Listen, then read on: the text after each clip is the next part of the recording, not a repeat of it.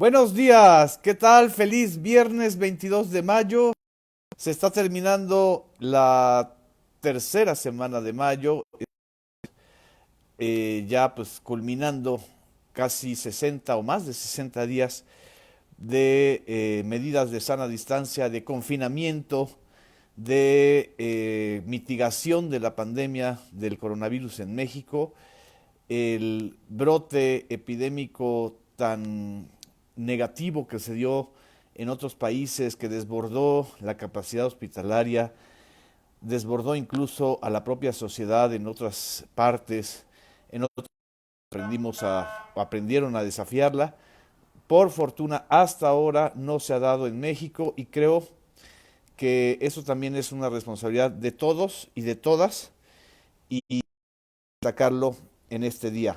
Eh, Gracias a quienes nos están, eh, se están conectando y nos están viendo a través de Facebook. Muchas gracias a Guadalupe Pérez, a Richard Cruz, que nos está viendo desde Hawái.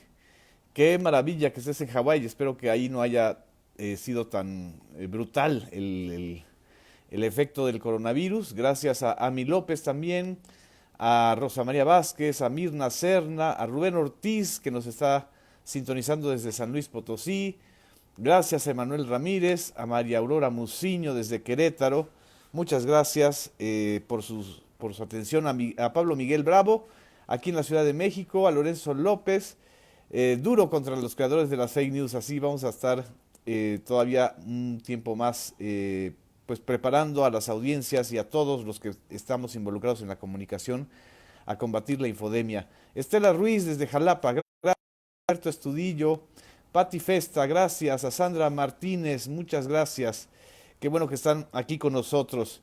Desde Riverside, California, Lilia Rivera, Riverside, California. Espero que lo haya pronunciado bien. Harmony, Anda de Lucio, gracias. Francisco Javier Silva, Silva Tulia desde Querétaro.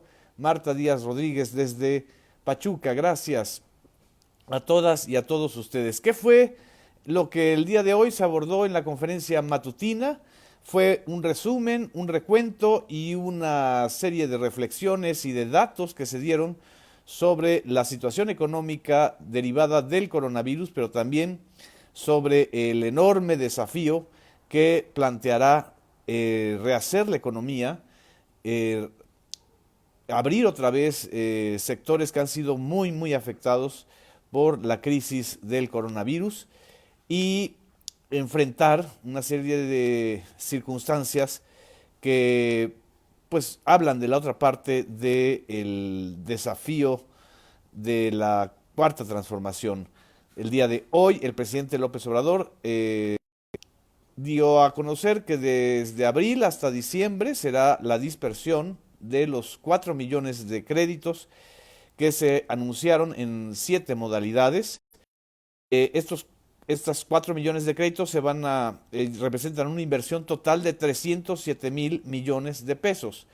Normalmente una cantidad tan grande de 307 mil millones de pesos, estamos hablando de una enorme cantidad, 1.5% del PIB, por cierto, normalmente se le destinaban a los grandes consorcios, a los grandes empresarios para rescatarlos.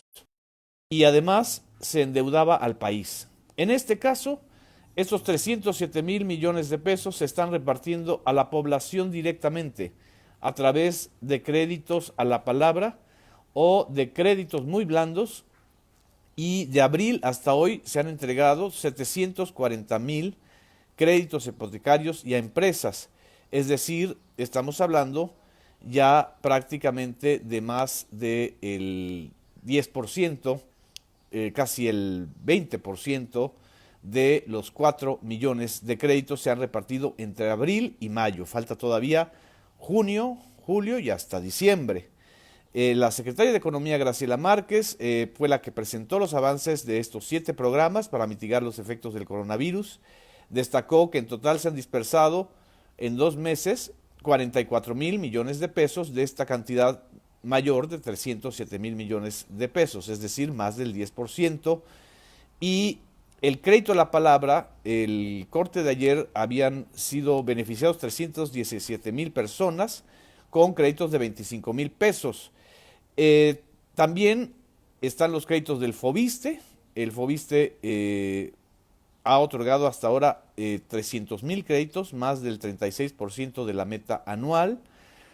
También habló, pues por supuesto, el titular del Seguro Social, el doctor Zoé Robledo, que informó de una importante suma de apoyos que se han dado a las empresas solidarias. Esto también vale la pena destacarlo, que ese es el otro gran eje del tema de los créditos a las empresas solidarias que no han despedido a sus trabajadores y que necesitan estos créditos y que están inscritas en el padrón de beneficiarios del IMSS.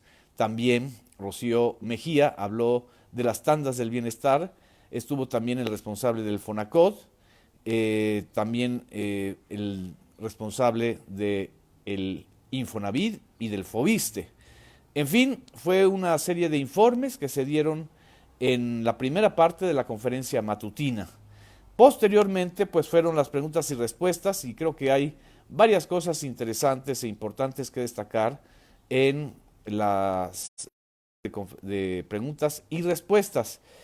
Una de estas pues preguntas que tienen que ver con la situación económica y también con la reunión que tuvo el día de ayer el presidente de la República con el equipo de salud. Para empezar, López Obrador informó que en esa reunión se le reiteró que se ha podido evitar el desbordamiento de los hospitales mexicanos ante la pandemia. Y esto representa un logro en un país tan complicado, tan complejo, tan desigual como es México. Fue una de las partes sustanciales de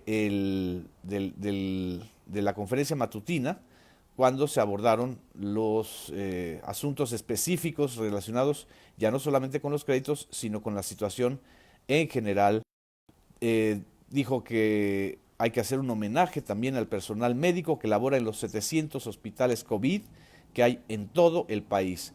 Esta tarde, en la conferencia vespertina, el doctor Hugo López-Gatell, el presidente, va a abundar sobre este asunto de la situación hospitalaria y de cómo podemos y debemos ayudar a los médicos, a las médicas, a las enfermeras y enfermeros que están enfrentando esta situación.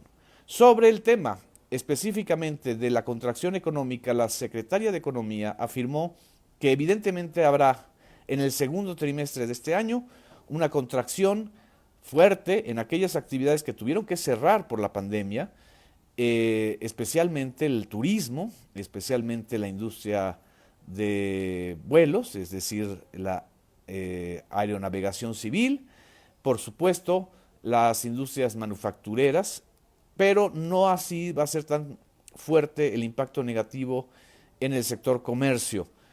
También en el sector exportador habrá un fuerte impacto porque se contrajo todo el mercado internacional, con excepción, informó, del sector agropecuario, el sector agropecuario mexicano que siguió exportando sobre todo productos a Estados Unidos.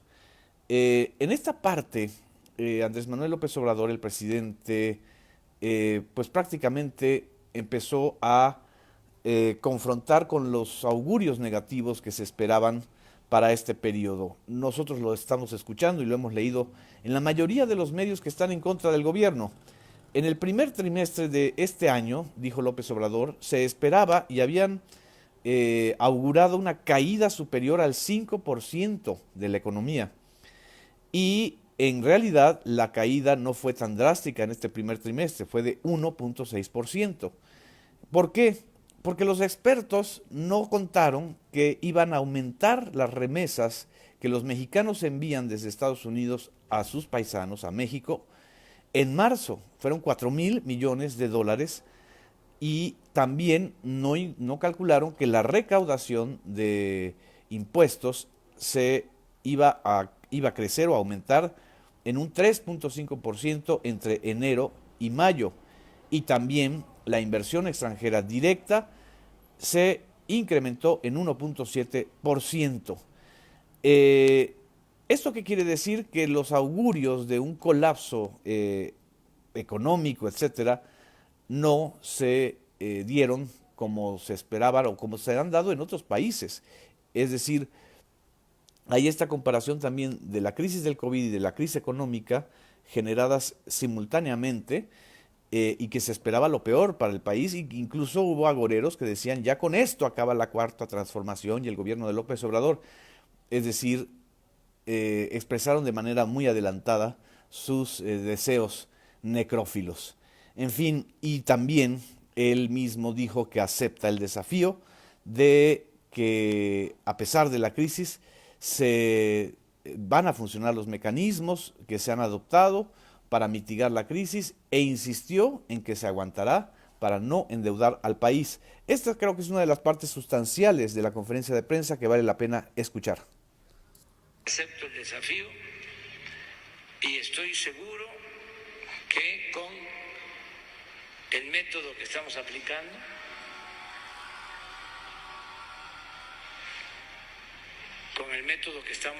aplicando, vamos a poder sortear la crisis.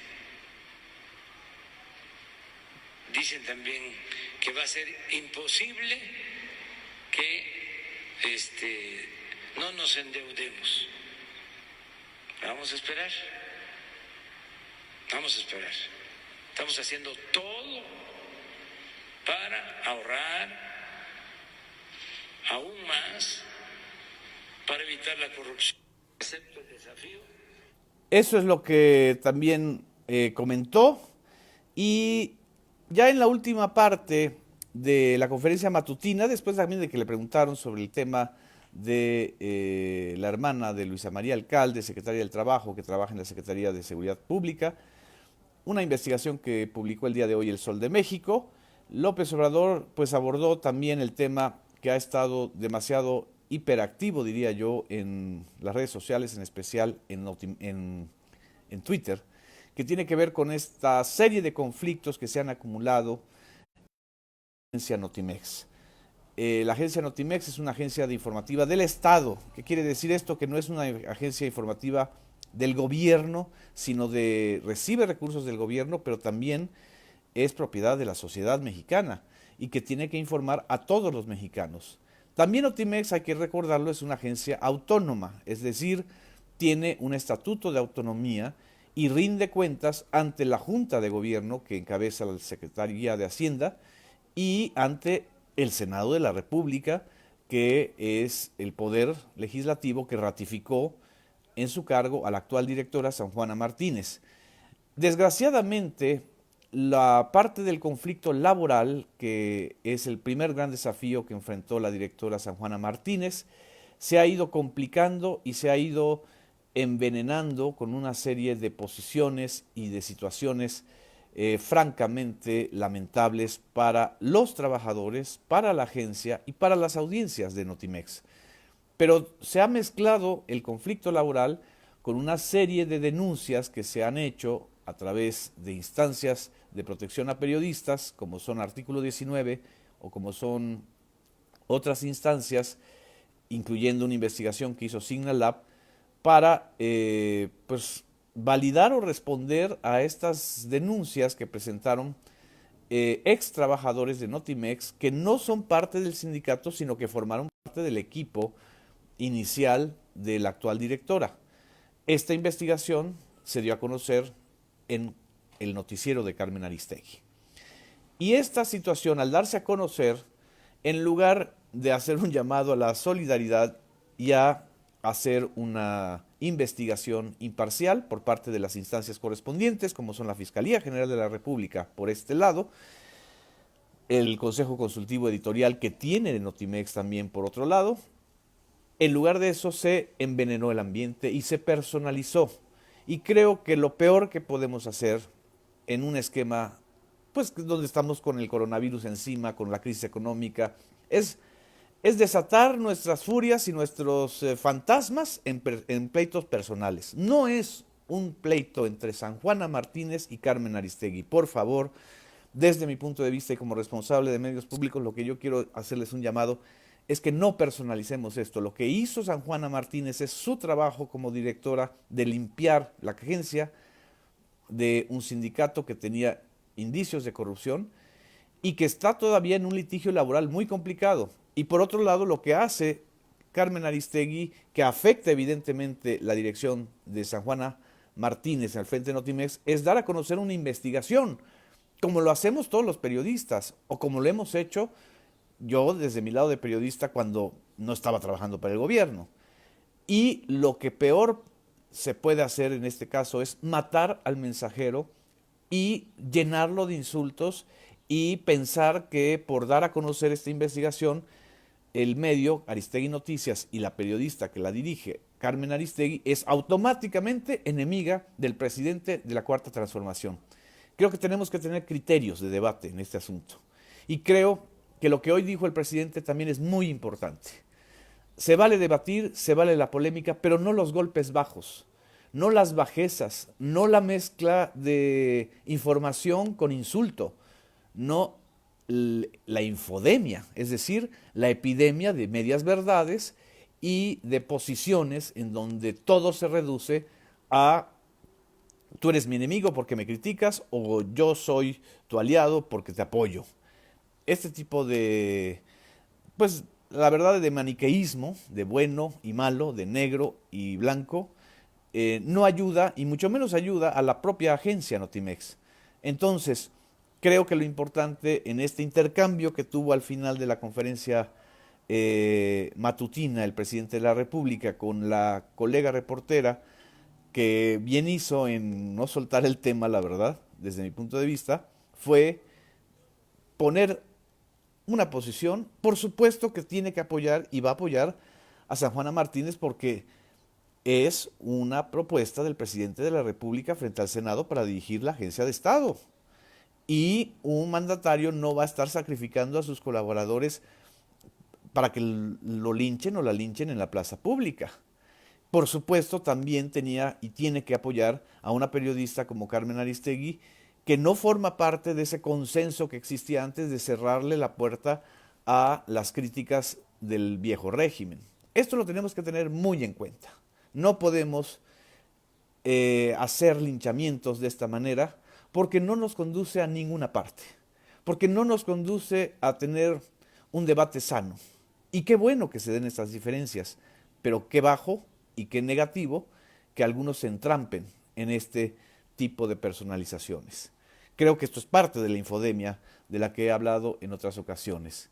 En fin, yo lo que digo es, hay que tener una solución institucional en Notimex. Creo que el tema de la huelga y del conflicto sindical debe tener una solución con la negociación, que no todo puede ser ganar-ganar, ni perder-perder para ninguna de las dos partes, que la corrupción y la limpia de Notimex que ha realizado la directora San Juana Martínez tiene que continuar de manera institucional y tres, se tiene que investigar este tipo de hechos muy lamentables de ataques desde ciertas cuentas o desde ciertos espacios que no se deben permitir. Simple y sencillamente no se deben permitir, no hay que justificarlos. Esto es mi punto de vista. En fin, les agradezco mucho y de estigmatizar a quienes critican. Por favor, porque esto también es parte de un proceso que va a ser lento, necesario y también desafiante. Muy buenos días, pasen un excelente fin de semana.